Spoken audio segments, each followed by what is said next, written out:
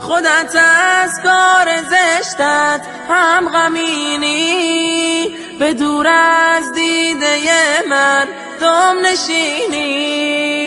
خدا پیوست ما را در کمین است، ببیند او تو را او را نبینی. الحمد لله والصلاة والسلام على رسول الله وعلى آله وصحبه ومن والاه. اما بعد، مراجعت و پیام من به آن نفرانی است که به تماشای فیلم‌های فحشا و بی‌حیایی مبتلا هستند و به آن چنان عادت کرده اند که هر زمانی که تنها مانند البته به تماشای آن مشغول می شوند. شب‌های دراز به دیدن چنین نوارهایی که بدترین اخلاق حیوانی را نشان می دهد مشغول می شوند. بعضی آنها چنین نوارهای فحشا و بی‌حیایی را همراه زوجه اشان تماشا می کنند و بعد از آن با همدیگر همخوابه می شوند. العیاذ بالله. و حتی شنیدم که به تماشای چنین نوارهای بی‌حیایی و حیوانی زوجه اشان را مجبور می کنند. العیاذ بالله. از همه بدترش آن که بعض دختران درون خانه هم به تماشای رسم و نوارهای فحشا و بی‌حیایی عادت کرده اند که این خیلی پیامدهای بدی دارد.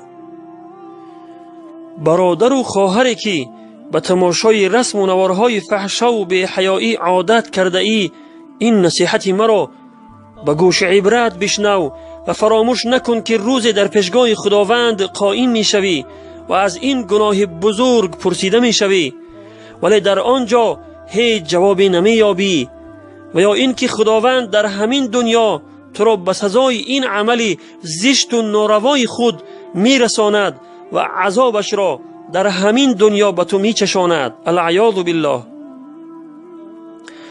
من برای شما چند وصیت دارم که رساندن آن را برای شما فریضه دینی خود می شمارم.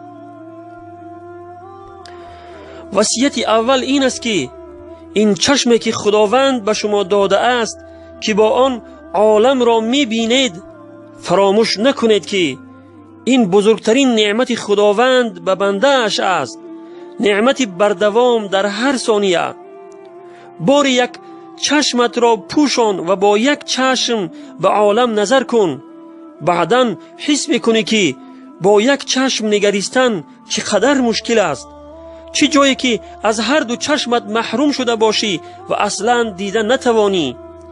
پس این نعمت بی‌بهای پروردگارت را قدردانی بکن و شکر آن را بجا آر. شکر این نعمت بی‌بها به نافرمانی خداوند، یعنی با تماشای رسم و نوارهای فحشا و ضد اخلاقی، هرگز ادا نمی شود، بلکه غضب پروردگار دامنگیر صاحب آن می شود.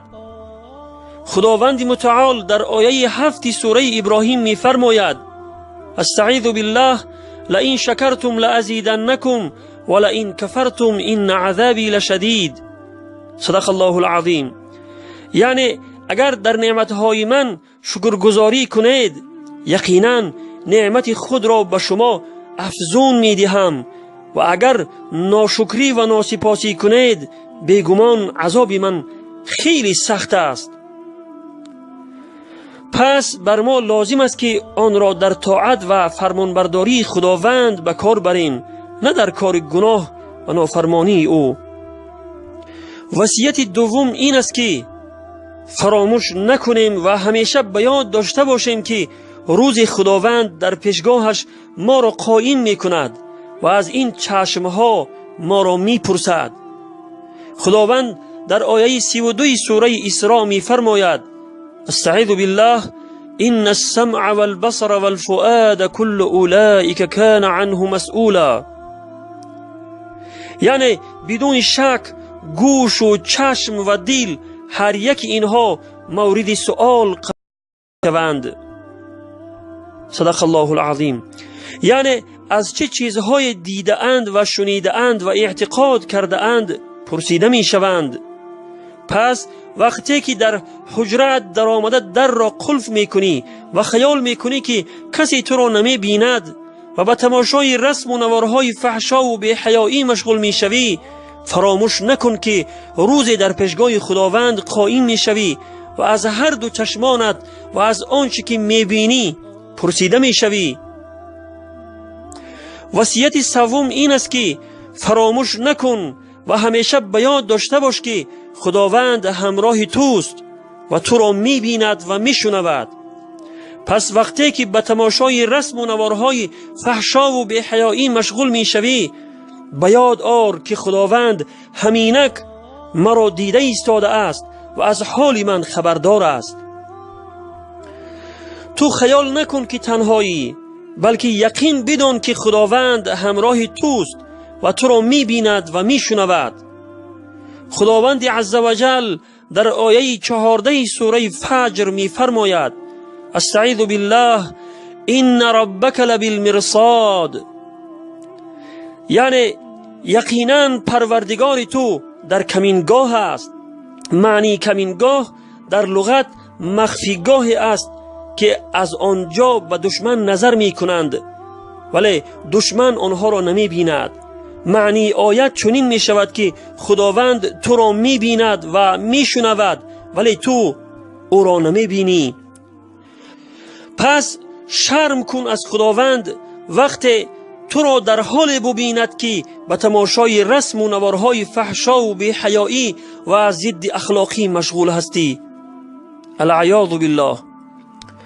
وصیت چهارم این است که برادر و خواهر عزیز، این را فراموش نکن که خداوند همراه صبر کنندگان است. خداوند در آیه 153 سوره بقره می فرماید: استعیذ بالله ان الله مع الصابرین، یعنی خداوند همراه صبر کنندگان است. صبر داشته باش و این را فراموش نکن که وقت و زمان هم بر انسان گناهگار و هم بر انسان بیگناه می گذرد، ولی تو که صبر کردی وقت و لحظه های تو بیگناه می گذرد و خوشبختی انسان هم در همین است که یک لحظه او بیگناه بگذرد. وصیت پنجم این است که برای خلاصی از این گناه و توفیق توبه نصیب شدن از آن، دعا را دست کم نگیرید، چون که خداوند در آیه 183 سوره بقره می فرماید: استعیذ بالله اجیب دعوت الداعی اذا دعانی، یعنی دعا کننده را هنگامی که مرا بخواند اجابت می کنم. همیشه بعد از هر نماز و در نیمه شب دعا کنید که خدایا مرا توفیق توبه از همه گناهان نصیب فرما. خدایا مرا از این گناه پاک بگردان. خدایا عظمت گناه آن را در قلبم جای بده. خدایا به ترک همه گناهان توفیقم بده، ورنه عاقبت خود را تباه و برباد میکنید. انسانی که عاقبت‌های خطرناک تماشای رسم و نوارهای فحشا و بی‌حیایی و ضد اخلاقی را اگر خوب درک کند و عظمت گناه آن در قلبش جای گیرد، البته به این دستورات عمل می نماید و کوشش می کند که از این گرداب گناه نجات یابد و حال خود را تغییر دهد و به صلاح بیارد. برادران و خواهران عزیز، این نوار را به گوش عبرت بشنوید و به دیگران هم آن را برسانید تا در اجر و ثواب آن شریک شوید. خداوند همه ما را از تمام گناهان پنهانی و آشکارا توفیق توبه نصیب فرماید و همه ما را کامیاب و رستگار بگرداند. و آن برادران و خواهرانی که این نوار را به دیگران میرسانند و پهن میکنند، خداوند منان در دنیا و آخرت آنها را کامیاب و رستگار و سربلند و سرفراز بگرداند. آمین یا رب العالمین. والسلام علی من اتبع الهدى. جوان بس کن که دنیا جای ما نیست، متاع و گوهر عمرت جوانیست. برای بخشش و عفو گناهان و پشیمانی و اشک دیده کافیست، پشیمانی و اشک دیده کافیست. به محشر چون شوند اسرار ما فاش، ندارد سود ای بیداد و ای کاش. تمام خوب و بدهایی که کردیم به دفتر می کشیدن آن دو نقاش.